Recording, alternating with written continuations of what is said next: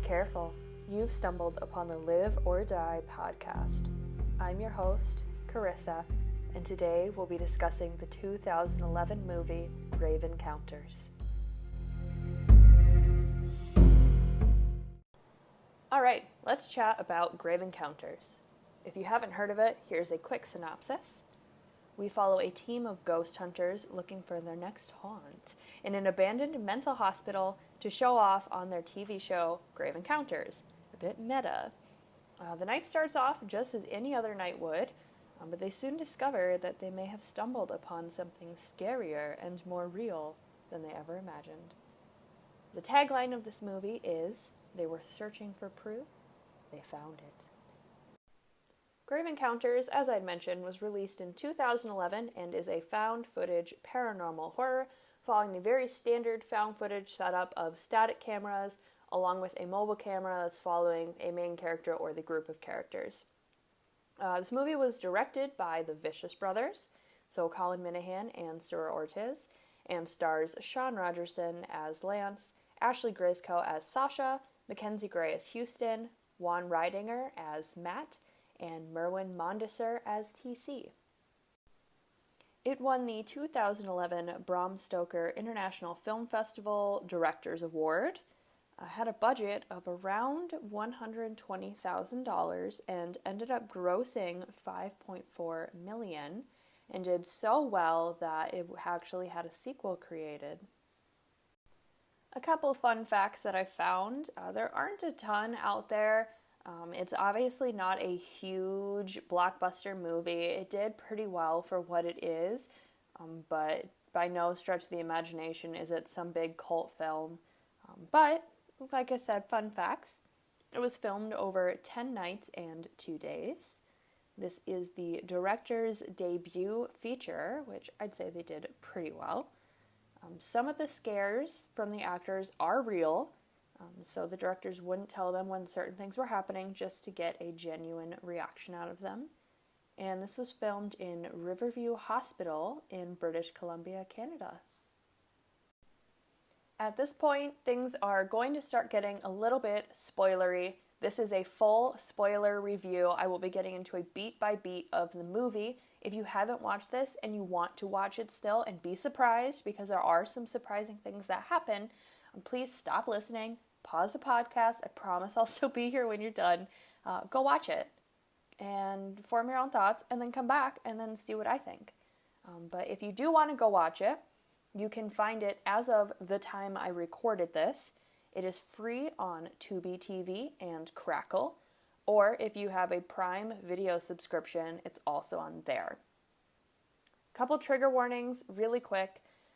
They have discussions of mental health and suicide, and obviously there is blood. So if any of that stuff is something that you need to have a little more research in before you jump into a movie, I'd look it up and get some more detail. Like I said, I will be discussing a full beat by beat of this movie, so if you want to listen and just hear if it's something you can handle, go for it. Alright, now let's get into the meat of the podcast, which sounds disgusting. I'm still going to use that phrase because it makes sense. Let's get into the beat by beat. So throughout this movie, we are following 5 main characters. We have Lance, who is the host of the TV show and kind of the main character, if you will. They're all pretty important, but Lance is like the big guy. You have Sasha, who is an investigator for the show, / like camera person, / like the obligatory woman of the show, because you have to have one of those, I guess. Then you have Matt, who is the technician, sets up all the equipment, etc. TC, who is the main cameraman, and finally Houston, who is the medium. Alright, so we start in a studio with the producer who is discussing the TV show Grave Encounters. So essentially this is a movie about a TV show gone wrong, if you will. He says how everything seemed very positive until episode 6. We're warned that this is not a movie. This is real, uncut footage received from the hospital. They got over 70 hours of footage despite it being an 8-hour day. Stuff is crazy and wild. So after this warning, we go into the actual footage with Lance recording the Grave Encounters introduction. I really enjoyed this particular scene, or this kind of section of scenes. I like the really funny raw moments, such as when the car drives in the frame and then they have to cut it and they're like, "Urgh." I just really liked that. I thought it was fun and very real and kind of give a background to TV shows and movies and that stuff. And it shows that the front that people are putting on and how easily that can break. Okay, after Lance's introduction is recorded, we meet Morgan Turner, who is the local historian, and he talks about some pretty basic stuff. So just the background info of the hospital, when it was built, obviously what it was used for, no surprise, mental patients were there. He discusses the doctor Arthur Friedkin, who was infamously known for his use of lobotomies as a treatment method and was killed by his patients. After they meet up with Morgan and get some of this backstory about the actual building, they meet up with Kenny Sandoval, who is the caretaker, and Kenny takes them into the building. They make a lot of jokes about the spray-painted phrase, "death awaits," on the door, even going so far as to saying they can't use it because it's so cheesy, and like, it is kind of cheesy, but a little creepy at the same time. Kenny takes them through the building, and he's pointing out specific landmarks within it, such as the bathtub where a patient committed suicide, as well as the service tunnels, which all those are pretty big things that come back. Not to spoil you, but there's a reason we're learning about them. To be a little more serious about it, I really like the foreshadowing that they're giving in this portion. The specific things that they call out do tend to come back throughout the entire movie. And they don't sound like something that's especially important or like, "Ooh, you better not forget that." Like, in my opinion, I can understand why people would think it's very heavy-handed, but I really enjoy how it's thrown in as a bit of an off, like, "Oh yeah, ooh, this creepy bathtub," like something that you wouldn't think is that special ends up being pretty cool. At this point, we also meet a few more characters, but these are more for building the idea of this being a TV show, so they have a little less significance in the actual plot of the movie and more significance in the idea that this is a show that they are recording. So, for example, they interview a contractor who worked on the building and had some ghosty stuff happen. They have some random strangers who say they saw a ghost. I love how they have the one person's face blurred out. I think that's really funny. And then in the very comedic scene, I genuinely think this is funny too. They bribe the gardener to say he's seen a ghost outside, to which to start the scene, the gardener is like, "I've worked here for 2 weeks. I don't know what's going on." And then, just the fact that he's so straight-faced, they bribe him, and he's like, "Oh yeah, I've definitely seen a ghost right there." Just for some reason, I find that hysterical. So there's very little substance in these scenes, like I did say, but there were a couple other things that did stand out to me. So I really like that they're kind of flexing their ghost knowledge by explaining certain things, specifically like the residual versus intelligent hauntings that they bring up with the contractor. I'm speaking about the difference between something that just happens over and over as like an echo of the past versus an intelligent haunting, which is something that is actually happening according to what is surrounding the ghosts. And then the other thing that I really enjoyed was the description of the patient that those two random strangers were talking about. They say he has a shaved head and is wearing a white gown, which sounds very like generic, but that does come back, and I really like that. So after all these interviews are finished, we finally meet Houston, who is the last member of the crew that we haven't seen yet. And he is a psychic, quote unquote, and reads the hospital for various energies. We can very quickly see that this is a hoax and it is meant to create intrigue with the viewers, but he is just hamming it up. Oh God, he's so obnoxious about it. And it's very clear He's just using the information that was given to them by the people that they interviewed, but he just goes for it, and you know what? I can respect that. Once we're finally done following Houston around, we just hang out with the crew for a little bit and get an idea of their dynamic. So TC and Matt are playing football. Lance is off on his own, and I think he's doing research or writing something. It's really hard to tell, but Sasha, comes up and she's like, "Yo, buddy, what's going on?" And it becomes very clear that he's passionate about the show, but very skeptical at the same time, and we see that very strongly throughout the rest of the movie. So it's not foreshadowing, but it's definitely character building in seeing that he's so passionate, but that he has been burned. Not literally, figuratively. Finally, we follow Matt as he begins to set up the equipment that they're going to need for their night in, and we are given an idea of the locations that we'll be revisiting through the static cams. And we also get a fun little explanation about the equipment that they'll be using throughout the night. So once they are all ready to go, Kenny locks up the door. And by locks up, I mean he has a full-on big chain padlock. They are stuck in there unless they are really trying to get out, which we see they do attempt it with varying success, but they do attempt it.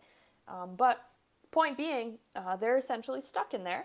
And Kenny lets him know he will be back at 6 a.m. sharp.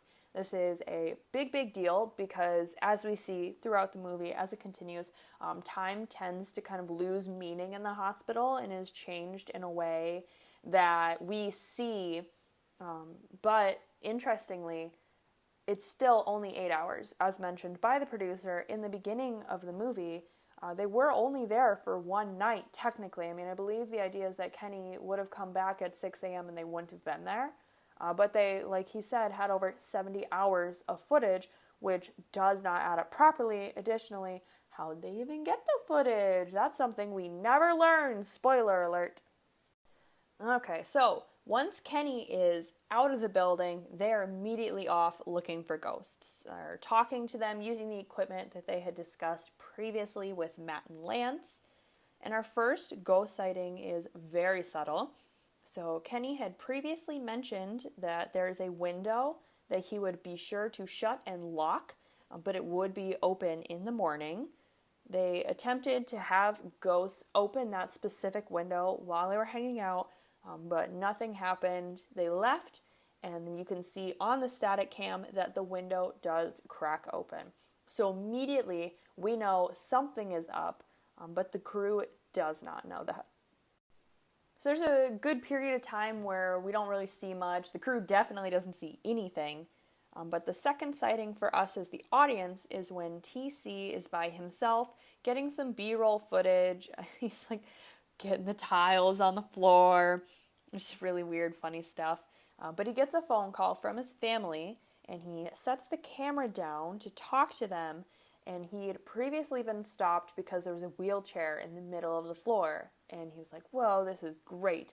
Anyway, talking to the family, and in a little bit heavy-handed, I'm going to say I didn't like this as much as some of the other moments of foreshadowing / irony, that kind of stuff. TC is talking about how there's no monsters and daddy will get them and that kind of stuff, comforting his daughter. And as he's saying this, we see the wheelchair move a couple inches. So TC gets off the phone basically right after that, picks up his camera and goes on. And then right after this, he steps into a bathroom and he's like, oh, it was definitely really cold in here. And then as he goes to turn around and leave, the door slams shut in front of him. At first he thought, oh, this is a prank because they'd, like they said previously, never had any actual ghost experiences. But once he steps out of the room to yell at everyone, he realizes that he is definitely by himself. And that's when he goes, oh shit, what's going on? Is this actually ghosts? And then at this point, he calls the crew. And like I said, he's like, oh my god, ghosts. But once again, as soon as everyone else is there, the ghost kind of leave. They're just toying with everyone right now, just having a little ghosty fun. You know, I imagine the afterlife's pretty boring, so anything they can do to troll people. Lance gets pretty frustrated, and they decide to return to the base when they hear a large crash. They go to run after it and find out that a medical cart, so a cart they'd wheel people around on, it was knocked over and its wheels were still spinning at the time. And then they also heard footsteps, to which they called Matt and they're like, yo, who else is on the 4th floor? And Matt's like, no one. So, things are starting to get a little bit spooky for our crew. So at this point, everyone's starting to get a little bit freaked out. I mean, TC had the door slam and the cold spot. They all heard that cart and the footsteps. But the final straw for Sasha, who is definitely getting more uncomfortable, is when she is trying to communicate with the ghost through EVP, and one grabs her hair and breathes on her. And she flips out and runs away. And they all catch up to her, and Houston goes back to the base. The base is the lobby with her, while Lance and TC end up hanging out for a little bit, just kind of wanting to stay in that area. They're like, Houston, you better come back. So Houston does come back after bringing Sasha back down, and then they're all there together, trying to get the ghost to communicate with them. Lance, once again, getting really frustrated. He, like I said before, was the most skeptical and optimistic at the same time. But the ghosts are like, no, buddy, we know you want this. You don't get it. So he finally breaks and he's like, okay, I'm done with this. I'm taking some pictures.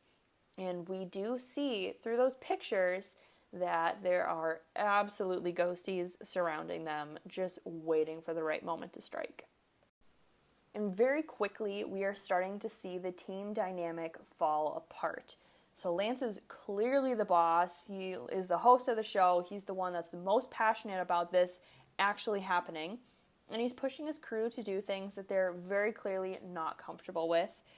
Constantly using stay in character, this is still a TV show, that kind of idea and mentality, despite the fact that clearly his team is uncomfortable, unhappy, scared. He's just pushing them and pushing them and pushing them. And both him and TC clearly have a very low opinion of Houston and are regularly using him as the scapegoat. Houston is definitely the one where Lance is pushing at the most for stay in character, but then when Houston does stay in character and tries to communicate with the ghosts in a way that Lance doesn't like, Lance is like, cut the bullshit. So it's this really strange, uncomfortable dynamic that just continues to grow worse and worse throughout the movie. So once Lance has finally decided, okay, we're done trying to talk to this ghost, him, Houston, and TC all decide to head back to the lobby, but get lost on the way there. And they are obviously arguing and frustrated because despite the map being right there and looking at it and pointing and saying, we are here, for some reason, things aren't as they seem. The hospital seems to be changing, and they can't figure out where to go. So after a long enough period of time where Sasha and Matt are concerned about them, they do finally come back, and Lance tells Matt to pack everything up. They have enough footage. They're just going to wait the rest of the time out in the lobby. So we begin to follow Matt as he starts taking down the cameras, packing it all up. But when he gets to the room with the window where we'd seen the very first ghost sighting, he notices that it's open and obviously freaks out because this is the first time that he's had any sort of ghost experience. He's obviously heard about it, but hasn't seen it for himself. So he hears a noise after he notices the window and calls out to his team, assuming that it's someone who had either followed him up or is trying to play a prank on him. But when no one replies, he wanders off where he heard the noise and disappears from view. And after a decent amount of time, we cut away, not seeing or hearing anything from Matt, and we return back to the rest of the crew. After a fair amount of time, the crew becomes concerned that Matt has not come back yet, and Sasha says, okay, we need to go look for him. What if he's hurt? So TC, Lance, and Sasha all go off to look for Matt. Houston stays behind, and once again we see TC poking at him, going, oh, thanks for the help, whatever, to which Houston makes a crack back at him. Anyway, those three go off, and Lance suggests we should split up, to which Sasha says that's a stupid idea, but they do it anyway. So Lance and Sasha go one way, TC goes the other way. So we are following TC, and he believes that he hears Matt, calls out to him, and instead ends up getting pushed down the stairs by a ghost. So he's yelling for Sasha and Lance, who come to his rescue, help pick him up, and then they immediately take off and go back to the lobby.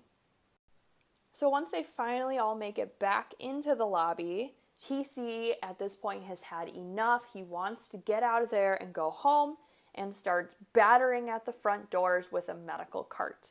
Eventually, Lance does help to break the door down, and they're all upset because despite Kenny saying he would be there 6 a.m. sharp, it is now past 7, and Kenny has not showed up yet.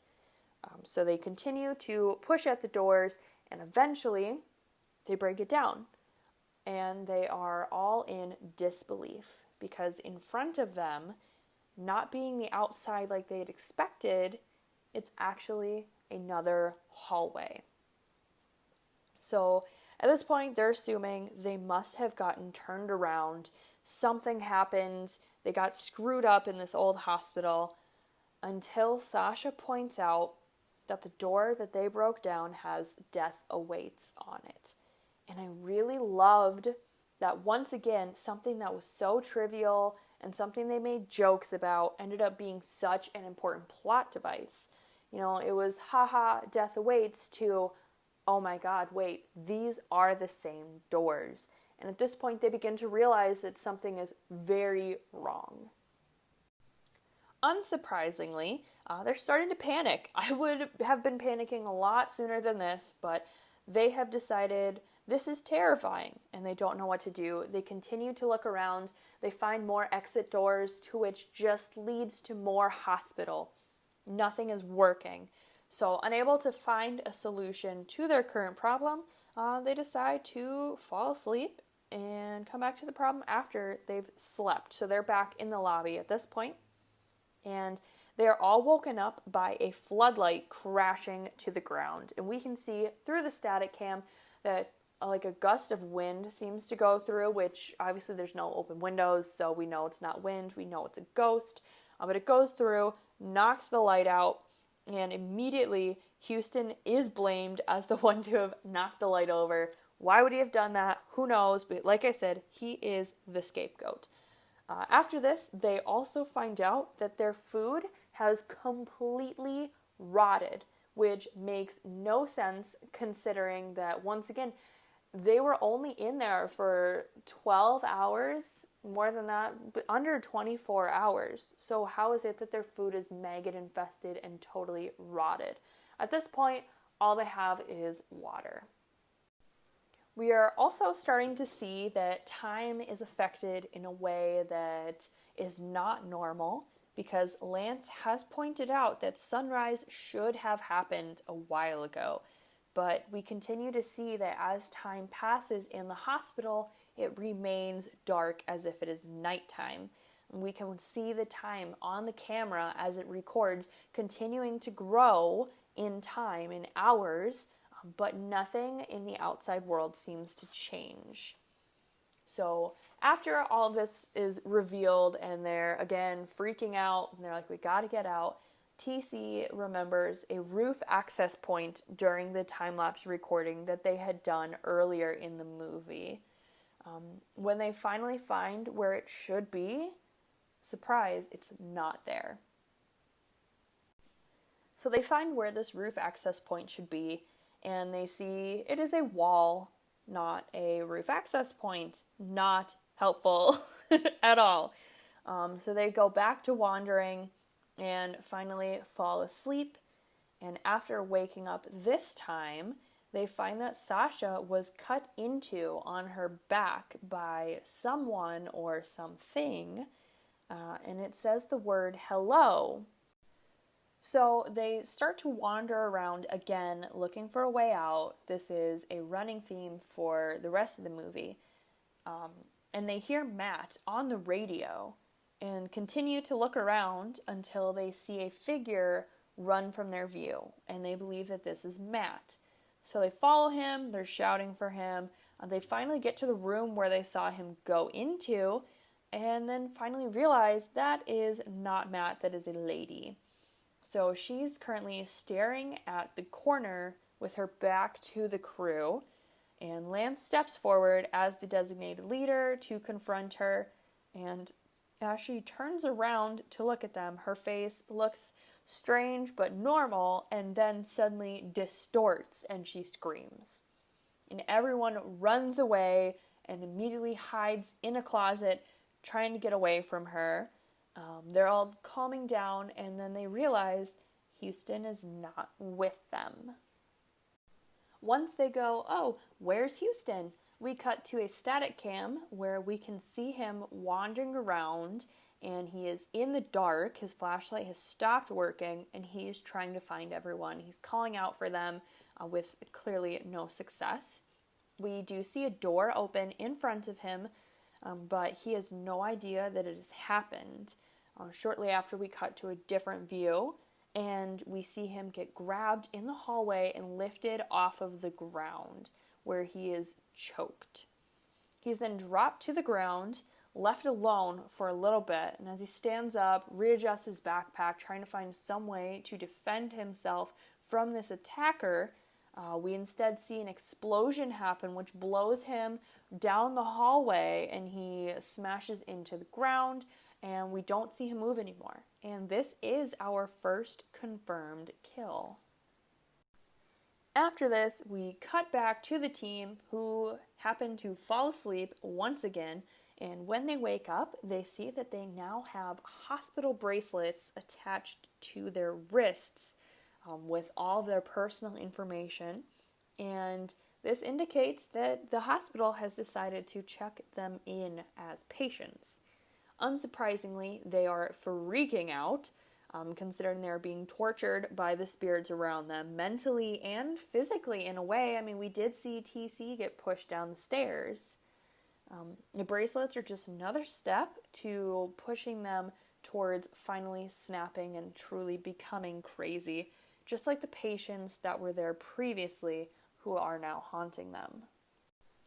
So they are back to looking for Matt, arguing until Sasha is grabbed by a hand breaking through the window on a door. They once again run away, and finally we are brought back to Matt again. He is still alive, but questionable as to how much of him is left. He's very timid and unable to speak clearly, and he can't explain anything about where he was, what happened to him, what's been going on. He doesn't know any of it.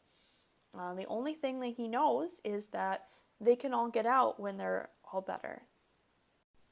So we as the audience are easily able to infer that he was taken away and treated as a patient by the hospital. However, his crew is unable to infer that. They just don't know why he's wearing weird clothes or talking weird. But we can definitely tell, obviously, by the hospital gown that he's wearing, by the fact that he also has a wristband like everyone else did, and that he is using very clinical ways to discuss his existing trauma, that he has been through an experience where he was with a doctor or someone attempting to treat him. At this point, Sasha is also starting to become sick. So she is coughing a lot and lagging behind the rest of the crew. They're starting to have to push her more, have her lean against them. And once again, they all fall asleep. And this time, they are awoken by hands in the ceiling reaching down for them. Sasha is screaming, and they once again run out of the room. Side note, Sasha screaming at this point was making me crazy. especially when they were shouting for Matt and she was just screaming. I was just like, oh my god, I totally understand wanting to find your friend, but her screams were just way too much for me. It was very intense. So anyway, they are running away from this creepy room with the hands coming out of the ceiling when they find a room that they'd previously been, where there was the bathtub room, basically. And while everyone else is hiding, Matt ends up walking towards a bathtub that is now full of blood. TC gets volunteered to go get Matt, and he tries to reason with him and get him to step away from the tub. Suddenly, a figure bursts out of the tub, out of the blood, grabs TC, and drags him into the tub. Lance drops the camera that he was holding previously and immediately goes to dump the tub out with Sasha. We see the blood as it kind of runs past the camera, but there's nothing in there. There's no girl and there's no TC. No sign that they'd been there at all. And all this time, Matt is in the background laughing. So they've finally decided on a course of action in looking for the service tunnels, and they decided that a while ago, but to be honest, with the amount of like back and forth, oh, we're wandering, we're sleeping, we're screaming because something happened, we're wandering, we're sleeping, I kind of lost track of when they actually made the choice to find the service tunnels, but that's what they're doing now. And they find an elevator that they believe if they can get the doors open, they'll be able to climb down the shaft and get to those service tunnels. So Lance is trying to open it, can't get it, leaves Sasha and Matt together, and he's looking for something that he can use to pry the doors open. As he looks, he finds something meaty on the ground and realizes it's a tongue. He sees blood start to drip from above and looks up and sees a bald man in a hospital gown. Please tell me this sounds familiar to you. This was my favorite foreshadowing of the entire movie. It's the same ghost that random couple from the beginning claimed to have seen. So this ghost jumps at Lance, and Lance runs away back towards Sasha and Matt. Once he gets there, the ghost seems to have left him alone, so he goes back to trying to get the elevator door open while Sasha and Matt watch. He hears a noise and assumes it's that same ghost again. I think that's what he was thinking. He goes back in the direction where the ghost was to hold it back or something. I don't know what his plan was at that point. Sasha hands Matt the camera that she'd been holding previously and goes to help Lance. And we can see them fighting to keep a door closed with the ghost on the other side as Matt watches on.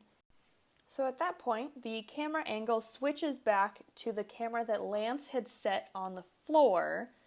And we watch as Matt looks down the elevator shaft and then just kind of falls. Once Sasha and Lance have taken care of the ghost, if that means the ghost went away or something, they return back to where Matt was, only to find that he is not there. They very quickly realize that he jumped down the elevator shaft and killed himself. Sasha is totally losing it at this point. She has, just completely snapped. There is nothing left in her. But Lance pushes her to keep going, saying that he can't be alone, and they continue on into the service tunnels. We do see that Sasha is becoming more and more sick. She is now vomiting blood and barely able to continue on. So they go about as far as they can until they have to stop and rest. Sasha immediately falls asleep, and Lance, talking to the camera, says Sasha is not going to be able to continue and that she won't make it much further. So one thing I noticed right away was that when they entered the tunnel, the timers on the bottom of the cameras were moving rapidly, with time having lost all meaning at that point. So both of them fall asleep, and unsurprisingly, Sasha has been taken away, this time by a mysterious mist. Lance wakes up shortly after that and sees that he is all alone at this point. We follow him for a period of time, and at one point we can tell that he's finally gone crazy due to the trauma and isolation.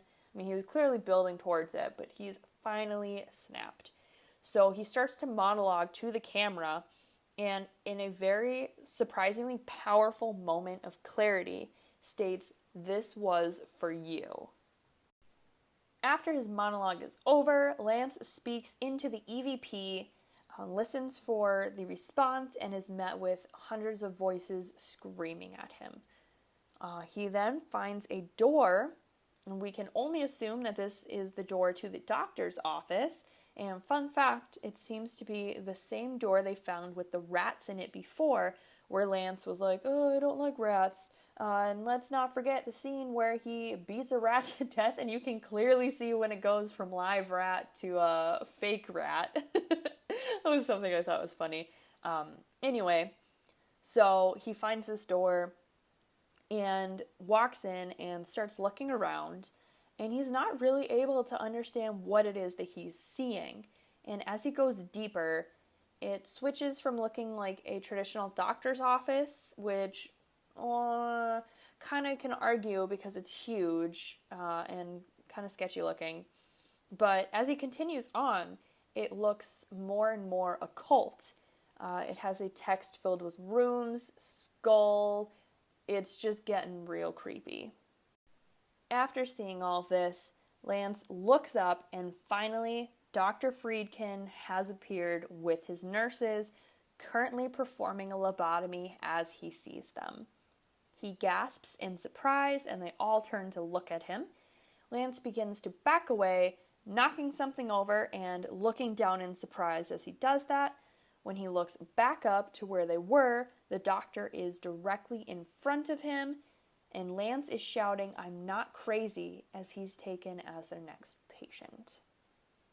The final scene of the movie is Lance closing out the show, and he's clearly been lobotomized with his eye just a bit crossed and blood dripping from where the pick was inserted. Alright, that was the beat by beat, all wrapped up with a little bit of my thoughts, but now I'm going to get really specifically into some analysis of the movie, some explanations of things that I noticed, all that fun stuff, my opinions, my rating, whatever. So if you're only here for the beat by beat and you don't want to hear what I have to think about it, odd choice listening to the podcast, but goodbye. So it's clear that something is going on in the hospital, but what? So the movie seems to be leaning on the idea that instead of this being a very traditional ghost movie, that the reason we see the hospital changing shape and the time not moving in the way that it does in the outside, and the ghosts, that the doctor's nefarious deeds working in the occult is actually why the hospital is the way it is. I've also seen some conversation about how each crew member represents a different way in which people in mental hospitals died or were treated. So here's my thoughts on that theory. So Houston is a representation of the physical abuse the patients would have to deal with, both between each other and with the nurses and orderlies who were supposed to take care of them, because they very likely had no family to be concerned over their well-being.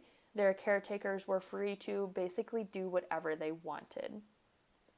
TC's death represents the mysterious ways in which patients would disappear, never to be heard from again. I know a lot of people felt that Sasha's death represented that more. I will talk about that in a bit. Matt's death is very clearly suicide, which no doubt happened at these hospitals, especially for those who felt completely helpless or were pushed to actual insanity like we see happen with Matt. So Sasha's death, I think, ties more into the fact that people would be sent to the hospitals perfectly healthy and then would become sick and die due to the conditions that they were in. Because prior to being in the hospital, we saw no indication that Sasha was sick or had anything wrong with her. So how did she suddenly start getting to the point where she was violently vomiting up blood and unable to continue? So I'm curious to know if the hospital purposefully made her deathly ill as a way to represent this, or if she just happened to be the one to get sick due to the amount of abuse, fear, and trauma that she experienced. I still lean heavily towards the hospital being the reason why she got sick. And Lance's lobotomy is the final solution given to patients whose choices were to either die or become a part of the doctor's experiments to be cured. You'll have to let me know what you think about this theory. It's total speculation. There's basically nothing textually to support this, but it is something that I thought was very interesting and definitely seems to be an idea. Maybe I'm looking way too much into it and the movie director's just like, no, it seemed like a cool way to kill someone. That's cool too. But let's make it interesting, extra interesting. So, my personal thoughts on the movie, my rating, that's what we're talking about now. Overall, I would give this a 6.5 out of 10. So I really enjoyed this movie. I'm really glad I watched it, but it's definitely not an all-time favorite, and I won't be rewatching it anytime soon.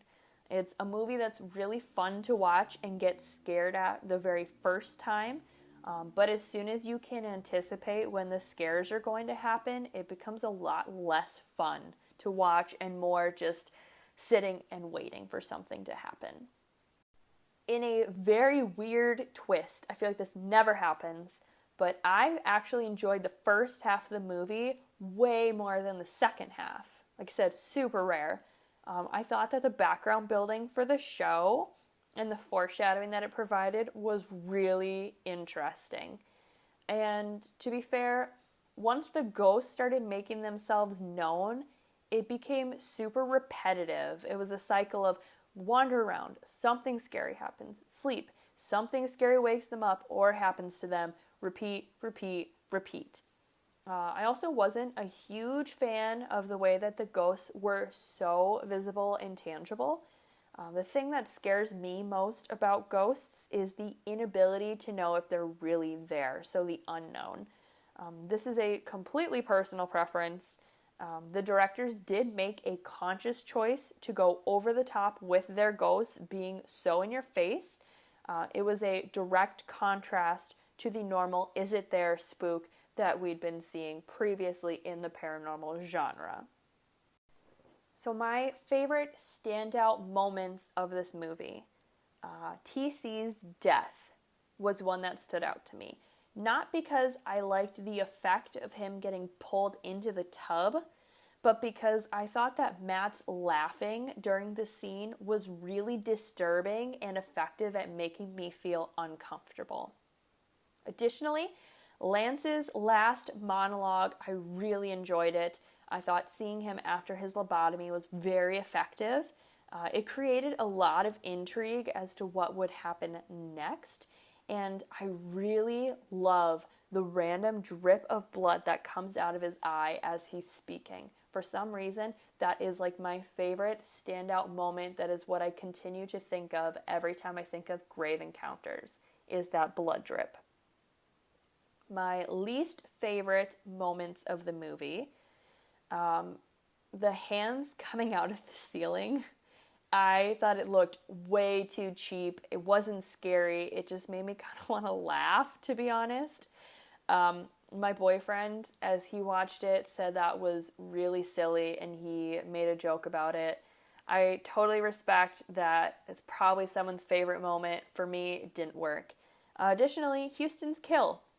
I wasn't really wild about the sounds that the actor was making as he was choking. I thought it sounded really weird. And then the fact that he died from just being thrown down the hallway felt really cheap. Like, it was weird. It didn't seem like he should have died from that. You know, at least show us him getting beat up more first, so we have the idea that he's, like, super battered and that this is, like, the final straw, not he gets thrown across the floor and he's dead. And we made it. That is my full review of Grave Encounters, the movie. I did enjoy it, wasn't my favorite, probably won't be rewatching, but I do think you should watch it at least once because there are some really good moments. I thought that the beginning half was really fun. Second half, like I said, take it or leave it. You don't want to miss the scares, but also it gets a little bit yawn. Overall, would recommend. Would recommend.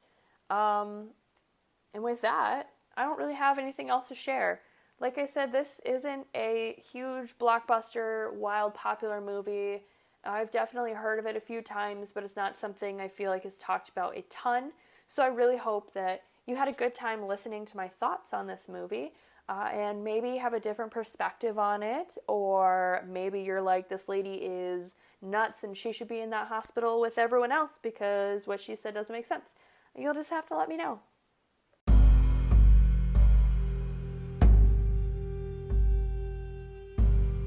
You can find me on Instagram at liveordiepod. You can stalk my website, liveordiepodcast.wordpress.com, or email me with any suggestions, thoughts, comments, etc. at liveordiepod@gmail.com. Everything will be linked below. Until next time, I'm Carissa, and you've safely made it through the Live or Die podcast.